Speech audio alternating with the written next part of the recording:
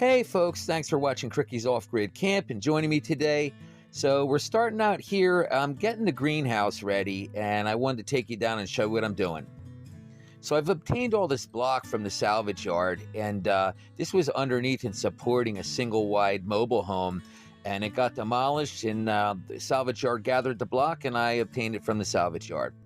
And so if you notice the wooden bench in there, I've put a bubble level, a 4-foot bubble level across that, and dug all the block in there. When you look at the block here, the way I do it, I dig it in level, and then I take the dirt that I took out and I kick it back in the holes of the block, and I pack it around so the block is like molded into the ground, but on a flat tip. It's sitting flat on actually a little bit of gravel. And so when you walk in the front of this thing, it's going to have a horseshoe of benches going around the greenhouse. So looking in from the front side, you can see the test plank that I've laid across the block there, and I've laid a bubble level across them all, and they're perfect. So it's going to be a horseshoe. You're going to walk in the middle of it, and I will wrap this all up and have an open top for rain to fall through, and all the benches will just simply support our planters, so we can put mushroom and topsoil in there and grow perfectly. Winter has gone all too fast. It's just gone so quickly. As Donna said, fall was all of October 1st and October 2nd, so she's correct. So there's a lot for the crickster to do out in the property there to get ready for the winter. I don't want pipes freezing, and I don't want like repurposed wood that I've built things with having, you know, frosted snow and ice laying on them, just laying on them, you know, all winter long, and then wonder why it rots the next season, you know. So for the past couple weeks, I've been busy out in the yard getting things prepped for the winter. And so it's a quick little video I've made, but it's just, I nutshelled what I've done in the past couple weeks to get ready for winter so we don't have any damage. And so I hope you enjoy it, and we'll see you at the end. And so folks, another summer is going all too fast, and the boat motors are a new addition on the camp this year, but I have to get the water out of them and get them under cover out of the weather. Also, the water systems in the shop have to be drained because I do not heat the shop in the winter time, and so I don't want it to freeze. This is where I plop the boat motors in and run them so I don't overheat them. I do not want that to turn into a big ice cube, so I got to drain that. Also this outdoor water system, which takes care of the hen house, the shop, and the garden. And the generator's undercover for the shop here. It's protected in my little hut here that I've made from a dog house, repurposed, and I just got done putting paint on this so that it's ready for the winter, and it just doesn't sit in the inclement weather and get ice and snow all over it and rot the wood.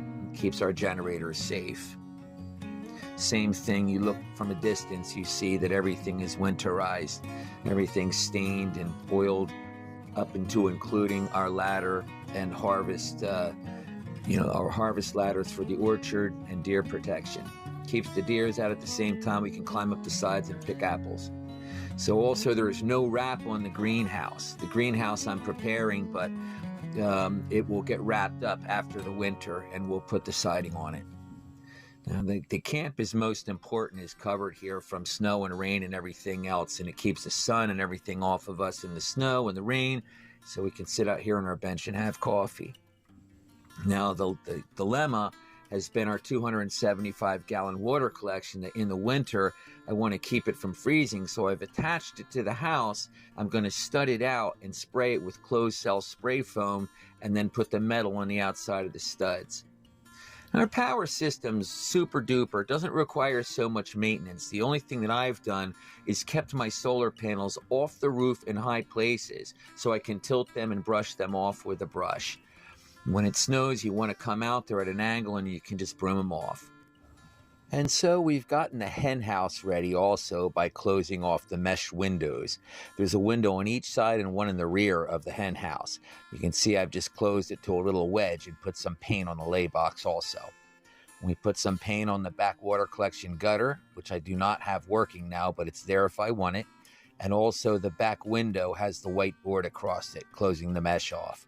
Looking down the side of this side, you can see that it's just a small wedge, just so that the wind blows through and it doesn't get too foul in there for the little girls.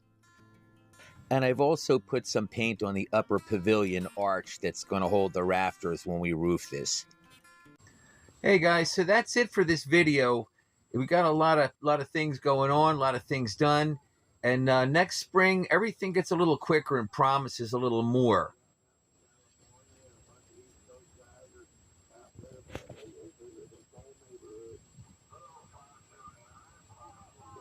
These guys are like from Pennsylvania and all over the planet. Let me turn this off.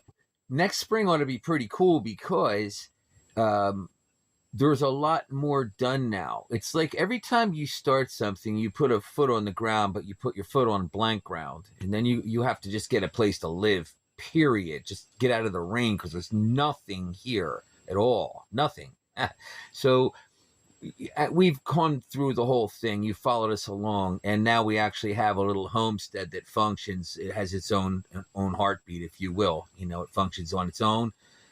It's got its own power system. It runs perfectly through winter, summer, and everything. Hot water, heat, everything that a regular on the grid home has. So the reason I say that is when you're off grid, of course, you want to live as comfortably as possible, but you're just managing your own. You have your own little power plant, your own water system, and such. That's all. And of course, in any sort of state of emergency, you don't go down. Where you look around and the whole neighborhood goes dark because somebody hit a telephone pole or the snow or ice is on the line or something. If you're off the grid and you supply your own electric and water, you just always have it. So when I start again in the spring to continue the work here, you start from not the beginning, you start from where you left off. And so it's going to be quicker and quicker and quicker as we go along. So again, guys, thanks for watching. We really appreciate you. Peace, love, and happiness. Smash that like button. It helps us out. Follow us along on our adventure. We really appreciate all the new subscribers and most certainly our old subscribers. And thank you again. It wouldn't be fun without you.